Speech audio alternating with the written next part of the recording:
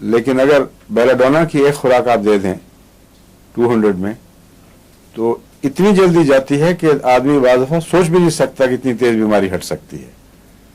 जिस तेजी से आई है उसी तेजी से गायब।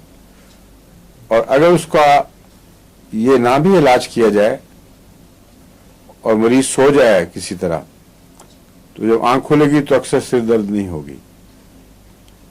अगर आंख खुले और सर दर्द बाकी रहे तो फिर जर्सीनियम देनी पड़ती है जरूर। बेलाडोना से मिलती जुलती बीमारी हो, लेकिन हमने अंदाजे में गलती की, वो इतनी वायलेंस उसमें नहीं है, कुछ दबी हुई है निस्बतन, और आती तो अचानक है मगर जाती नहीं है अचानक।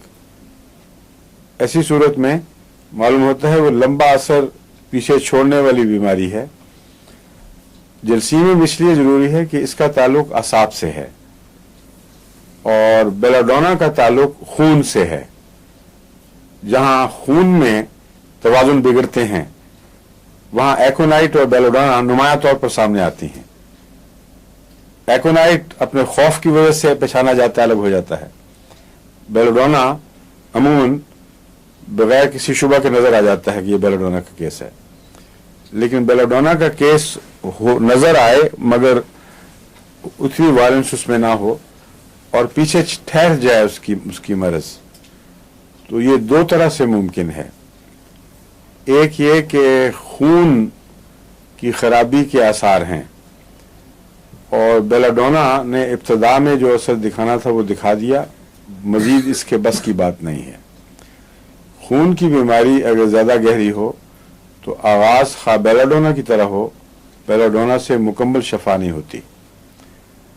अगर आसाब की बीमारी साथ मिली हुई हो तो उसमें बेलाडोना की बजाय जर्सीनियम काम करता है, जिसका बहुत गहरा ताल्लुक असाब से है और असाबी कमजोरियों से।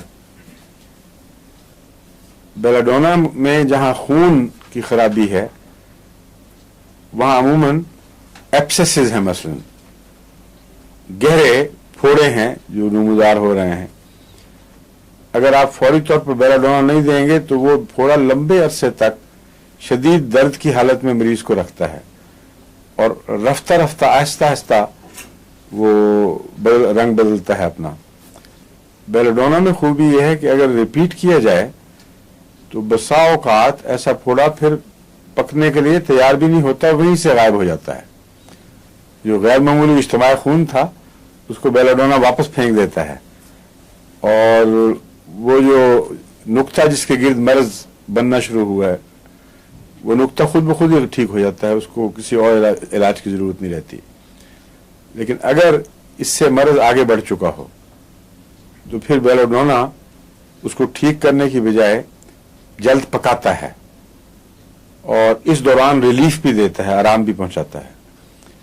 और जो जो बेलाडोना बार बार खाएंगे बहुत तेजी के साथ थोड़ा नरम हो जाएगा, उसकी वायलेंस में कमी आ जाएगी और फिर उसकी दूसरी दवाओं की जरूरत पड़ती है। बाज़ दफ़ा सिलीशिया देनी पड़ती है, बाज़ दफ़ा और दवाएं देनी पड़ती हैं। हेपरसेल्फ बेलाडोना के बाद बड़ा अच्छा काम करती है।